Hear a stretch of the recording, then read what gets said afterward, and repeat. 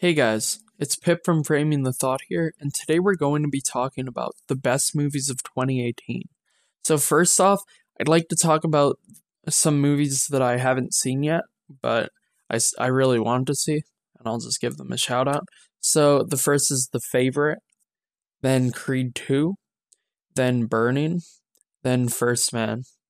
So, next I'll go to my honorable mentions, which are Avengers Infinity War, Mirai, Shoplifters, and Knock Me Up, Knock Me Down. So, number 10 on our list is Ramen Shop, which is a Japanese movie, which it's in like four different languages. It's in like Japanese, Cantonese, Mandarin, and French. So, a lot going on there. And I just really appreciated how grounded the story was and how incredible the directing was with all of the details and how every shot was set up. It was really impressive. And the cinematography was just really beautiful. And it was just reminiscent of a Wes Anderson film with a lot of the shots of food. And there was just really good chemistry in between the characters. And, you know, there were a few moments where it was hard to tell what emotion was being expressed by the characters, but it was so minimal that it didn't really make that big of a difference. And there were a few other tiny issues, but yeah.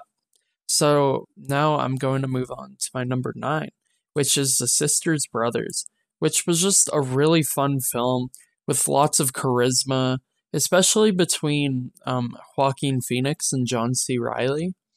Um, which, that was just a really good pairing, and you really grew to love their characters, even though they weren't the most likable people, which is some really good writing.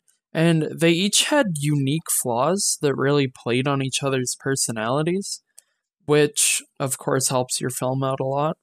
And, the only really big negative I had with this film was that there was this section in the middle that really slowed down and it tried to be almost philosophical, and it was just really thematically inconsistent with the rest of the film.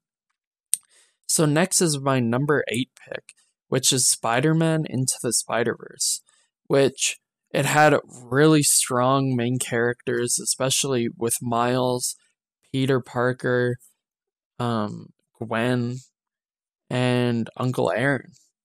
And each of them had their own unique arcs, but especially Miles and Peter Parker, which was really nice to see. And there was incredible charisma between the characters. I think the most notable characters for that would be between Miles and Peter, and then Miles and Uncle Aaron. Which it was just really nice to see that pairing on screen because we haven't really had a Spider-Man movie with anything like that in a long time. And, there were a couple issues, such as there were a lot of underdeveloped characters, and I've got to say, Spider-Ham is one of the most annoying characters to ever grace the big screen in a while. So my number 7 pick is The Guilty, which I really love due to its unique and strong presentation, which was very similar to Locke, and I could only assume that it's inspired by Locke, with the whole movie being set in one location. And the only time it strayed from that was to show us what other characters were doing. And there was just incredible acting from Jakob Sedergren, and the cinematography was really impactful, and it really got you emotionally invested in the scene. But I've got to say, there weren't enough cuts, which I think is where this movie falls short compared to Locke, because Locke constantly kept your attention with the extremely well-timed cuts, while The Guilty just sort of didn't cut often. It just left you with these very long shots. My number 6 movie is The New Romantic, which it was a weird little rom-com. I'm not even sure if you would exactly say it's a rom-com, but it's reminiscent of that genre.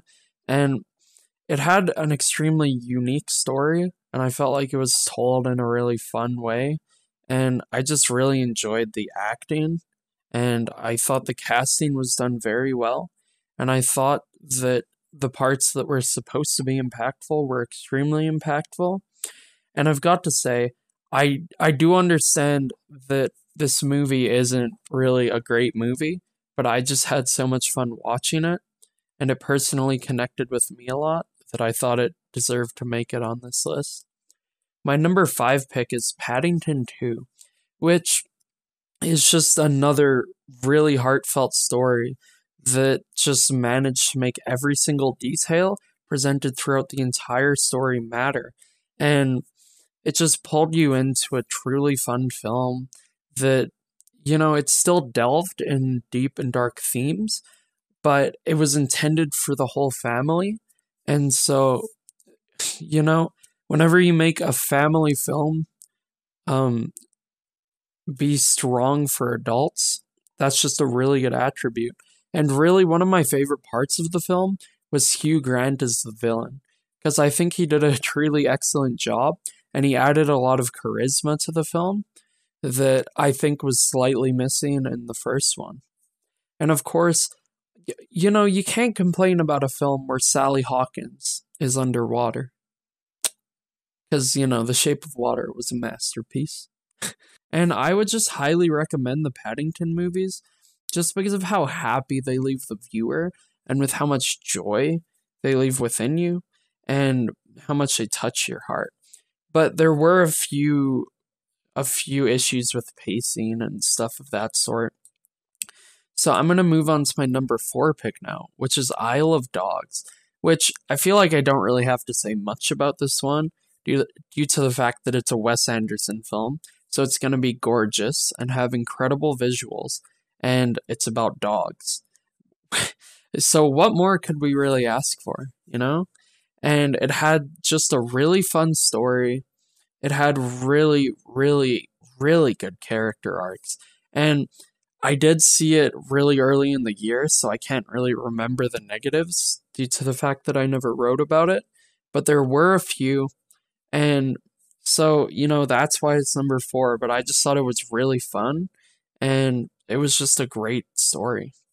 So number 3 on my list is Black Klansman, which, the premise itself is really unique and really funny, and the way it was brought to the screen was just really hilarious, especially with the presentation from David Washington and Adam Driver.